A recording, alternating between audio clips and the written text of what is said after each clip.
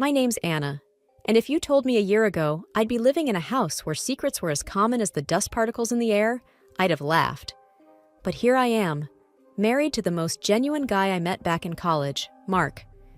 We've got a daughter, Emma, the kind of baby who lights up the room with her gummy smiles.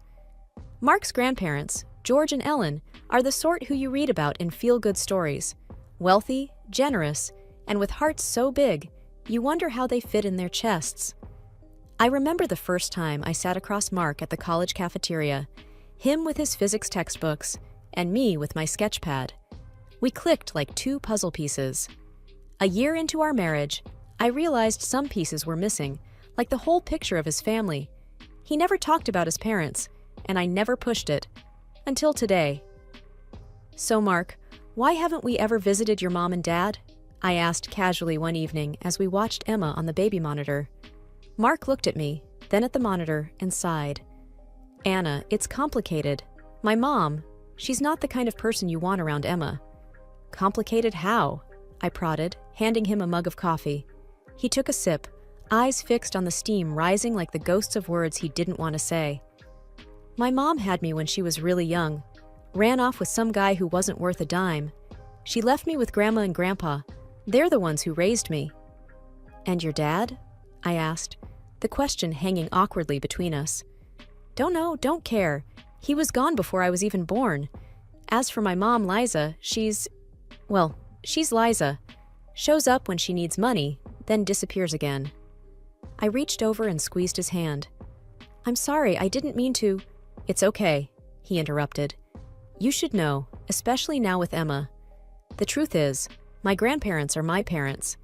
That's why they're so involved with us, with Emma. They're great people, really. I can see that, I said, smiling at the thought of George and Ellen.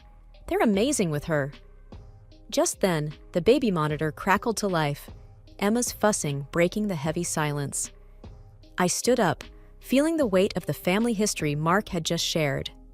Little did I know, this was just the beginning, and the real weight of the secrets was yet to be felt. Life has a funny way of throwing you curveballs. Just when I thought we had settled into our little routine, the doorbell rang, shattering the calm of an ordinary Tuesday afternoon. I was in the middle of folding laundry, Emma cooing in her playpen. Mark was at work, and the grandparents were out for their weekly bridge game. I opened the door, and there she was, a woman with a wide smile, her eyes darting around, taking in the scene. Anna, right? I'm Liza, Mark's mother. I was taken aback. Hi. Yes, I'm Anna. Please, come in. I stepped aside, still processing who was standing at my doorstep. Liza walked in as if she owned the place, her gaze lingering on the pictures on the mantelpiece. Nice home you got here. I cleared my throat. Would you like something to drink? Coffee? Tea? Coffee would be great, dear. Black, like my men used to be, she said with a dry laugh that didn't quite reach her eyes. I went to the kitchen, my mind racing. This was the woman who left Mark as a baby? I prepared the coffee, brought it out, and found her leaning over Emma's playpen. Emma was looking up at her, curious and unafraid. She's a cute one. Looks like Mark when he was a baby, Liza said, straightening up as I handed her the mug. Thank you. She's our little bundle of joy, I replied, forcing a smile. So, how long are you planning to stay? I ventured, trying to sound hospitable. Liza sipped her coffee, looking out the window. Not long. Just wanted to see my granddaughter. And my son, of course. I nodded, not sure what to say. Then, as if remembering something important, Liza turned to me with a more serious look. Anna, I know I haven't been around much, but I want to make things right, especially with Mark. He's all I have. Her words should have been comforting, but they rang hollow. I could sense there was more beneath the surface, but I wasn't about to dive in. I'm sure Mark will be happy to see you, I said. He'll be home from work soon. Liza finished her coffee and stood up, smoothing her skirt. I'll wait. It's been too long. Since that first unexpected visit, Liza had taken to dropping by more often, each time with a transparent eagerness that was as unsettling as a door creaking open in an empty house. Mark, bless him, seemed cautiously optimistic about his mother's sudden interest in family life. I wasn't buying it. One afternoon, Liza arrived just as I was getting Emma down for a nap. "Oh, let me," she said, reaching for Emma with hands that seemed more used to holding a glass of wine than a baby. I hesitated, then handed Emma over, watching closely. "Thanks, Liza. I appreciate the help." Liza rocked Emma with an awkwardness that betrayed her inexperience. "You know, I've been thinking a lot about the past. I was young and stupid. I want to do better now, by Mark, and by you and Emma." I watched her for a moment. "We're glad to hear that. It's never too late to start again, I guess." Mark came in from the other room, pausing as he saw his mother with Emma. "Mom? What are you doing here?" "Just visiting my granddaughter," Liza said, her voice taking on a sweeter tone. "And trying to help out. I want to be involved, Mark. I want to be part of her life." Mark looked at me, a silent conversation passing between us. That's great, Mom. We want that too, don't we, Anna?" I nodded, the word yes feeling like a stone in my mouth. "Of course," I managed to say. "Family is important." As Mark took Emma into his arms, Liza smiled, but her eyes darted quickly to the family photos on the wall, lingering on the pictures of Mark's grandparents. Later, as we sat down for a cup of tea, Liza brought up the topic of her parents. "Your grandparents are still living in that big old house of theirs, right, Mark?" "Yeah, they love it there. It's their home," Mark said. "I was thinking, maybe it's time for a family reunion. It's been so long since we all got together," Liza suggested, her voice casual. Mark and I exchanged glances again. "We could think about it," I said, the unease in my stomach growing. "It could be nice." It was a Tuesday evening, just like any other, with the gentle hum of daily life winding down to its restful pace. Emma had finally given in to sleep, her little chest rising and falling in the soft glow of her nightlight. I was alone in the stillness. Mark was working late again, and the house felt like a quiet sentinel around me. That's when I heard it, the low murmur of Liza's voice seeping through the crack in her door. Curiosity tinged with unease nudged me closer. I recognized the tone, a blend of hushed urgency and frustration one uses when things are not going according to plan. "It's only a matter of time," Liza whispered into the phone. "They're old, and I've waited long enough. The money should have been mine years ago." Her words slithered through the crack, coiling around my heart. This was not the voice of contrition or motherly love. This was the cold calculation of greed. I could barely make out the other side of the conversation, but it was clear she wasn't alone in her schemes. "Mark doesn't suspect a thing. He's too busy playing house and acting like he's won the lottery with that baby and wife of his," she sneered, a sharp edge of contempt cutting through her tone. The blood in my veins turned to ice. This was the woman who claimed to want a fresh start, who had looked at my daughter with feigned affection. I felt a silent fury rising within me, not just for the lies, but for the threat she posed to the world I had built with Mark. I retreated from her door, each step away heavy with a new, unwelcome knowledge. That night, I lay in bed, staring at the ceiling, the darkness around me filled with the echoes of Liza's true nature. The following morning, with Mark still at work and Liza out for one of her unexplained errands, I took a walk into town under the guise of needing fresh air. My actual destination, however, was the electronics store nestled between the bakery and the post office. A small, inconspicuous voice recorder caught my eye, the perfect device to capture Liza's deceit without bringing suspicion upon myself.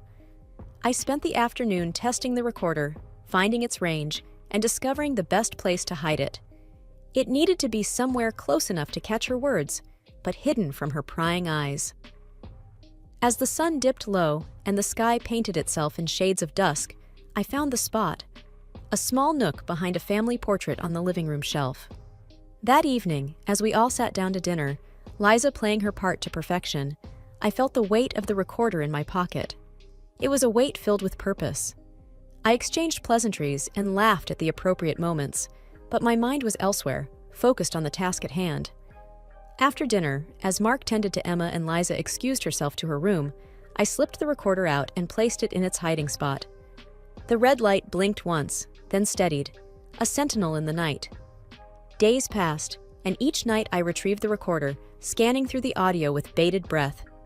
It picked up mundane conversations, snippets of daily life, until one evening it captured exactly what I'd been waiting for. Liza's voice, crisp and clear, laced with venom. "I just need them to sign over the trust fund, then I can get rid of this charade. They think I care about the baby? Please, once I have what I need, I'll be free from all this." My hands shook as I listened. There it was, proof of her malice. With the recorder safely back in its place, I knew what I had to do.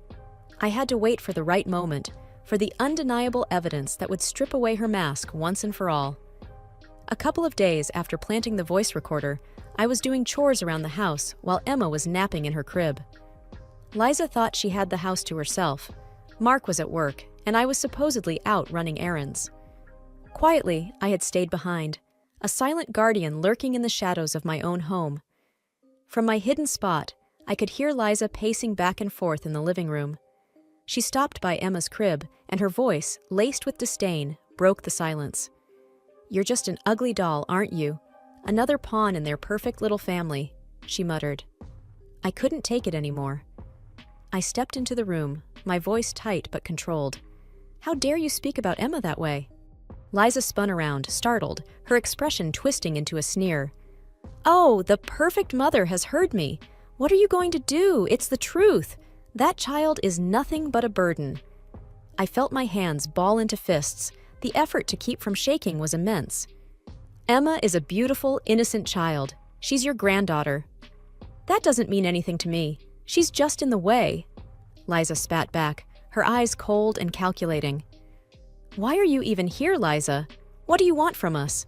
I demanded, trying to keep my voice steady. Liza's gaze shifted, a flash of panic betraying her facade. I just want what's owed to me. That's none of your business." "It is my business when you're talking about my daughter and my husband," I said, standing my ground despite the turmoil inside me. She scoffed. "Your husband? If it weren't for him, I wouldn't have to worry about my future. I should have never had him. All he's ever done is cost me."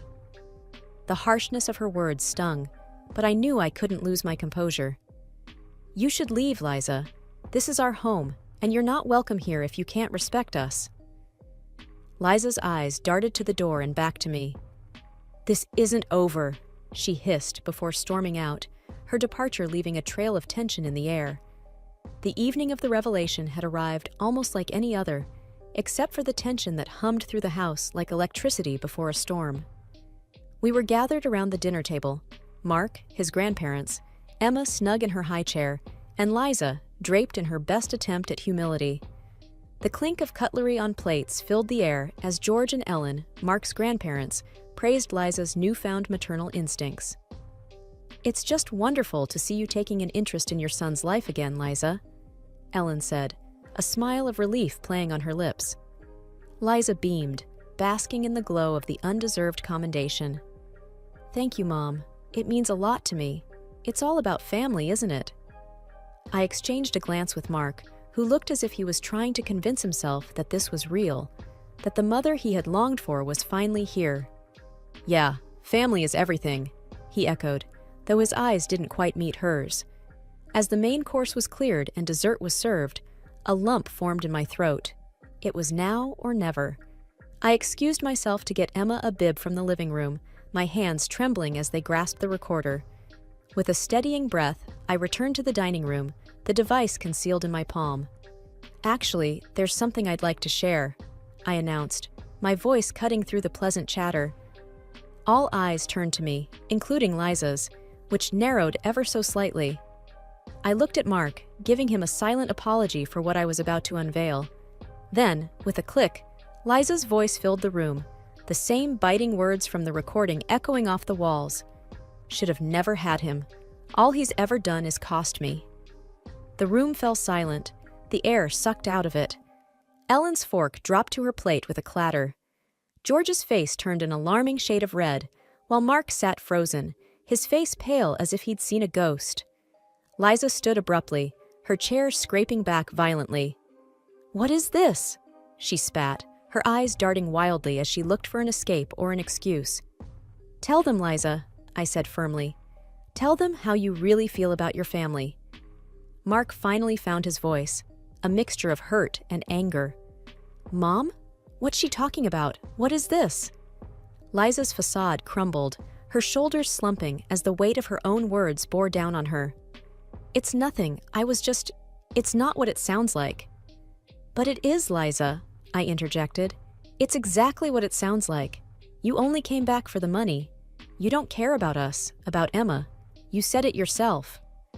The betrayal was stark on Mark's face, a portrait of a son coming to terms with the harsh truth about his mother. Ellen was weeping silently, her hands covering her mouth, and George? He stood up, the very picture of wrath aged, but not weakened by years. Get out, he said, his voice low and dangerous.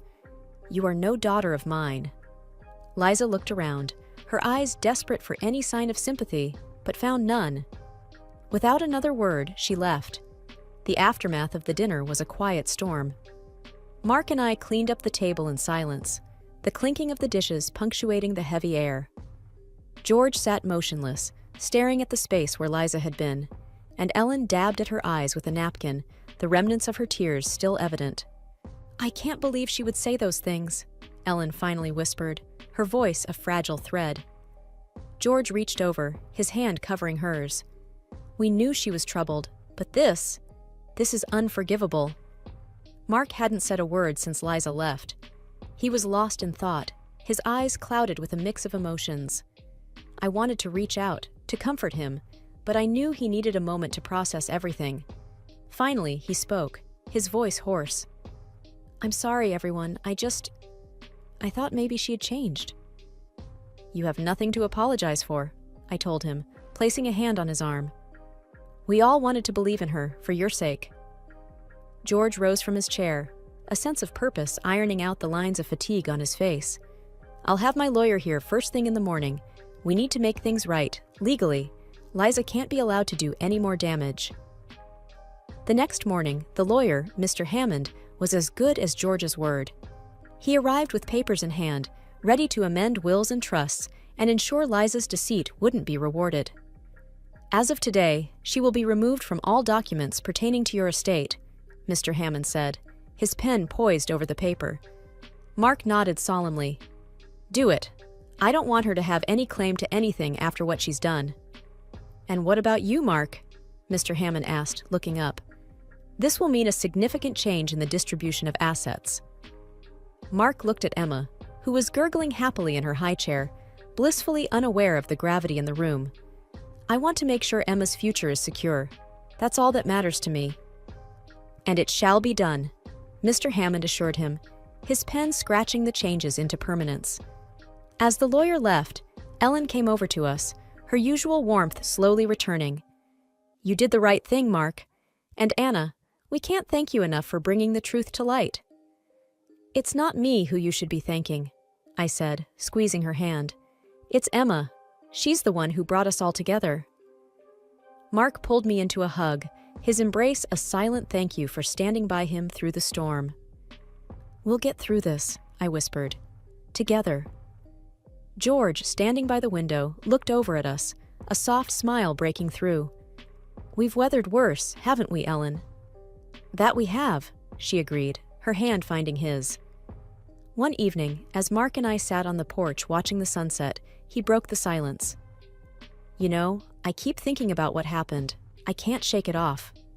I reached over, squeezing his hand. It's going to take time, Mark. What your mom did, it left a scar. He nodded, looking out at the horizon. I just feel so foolish. How could I not see what she was really after? You wanted to see the best in her. That's not foolish. That's just you being you, I said, trying to offer comfort. Emma babbled from her playmat, the sound like a balm to our wounded spirits. Mark smiled down at her. At least we have Emma. She's the best part of all this. And your grandparents, I added. They've been amazing through everything. Yeah, Mark agreed. I guess I've always known I was lucky to have them. A few days later, we gathered for a small family dinner, just the four of us and Emma. George and Ellen had regained some of their old spark, the betrayal now a painful memory rather than a fresh wound. "Mark, Anna, we've been thinking," George began, his voice steady. "We want to set up a trust fund for Emma, for her education, her future." "That's very generous of you," I said, touched by their thoughtfulness. Mark was quiet for a moment, then looked up with tear-filled eyes. "Thank you. It means a lot, knowing she'll have that security." Ellen got up and came over to where Emma was trying to stack blocks with more enthusiasm than accuracy. "This little one is the future," she said, picking her up. "We need to make sure it's a bright one."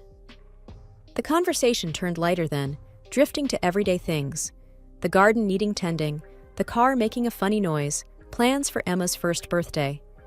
Normal life, with all its small but significant details. After dinner, as I put Emma to bed, Mark came in and wrapped his arms around me. "I don't know what I would have done without you, Anna. You've been my rock."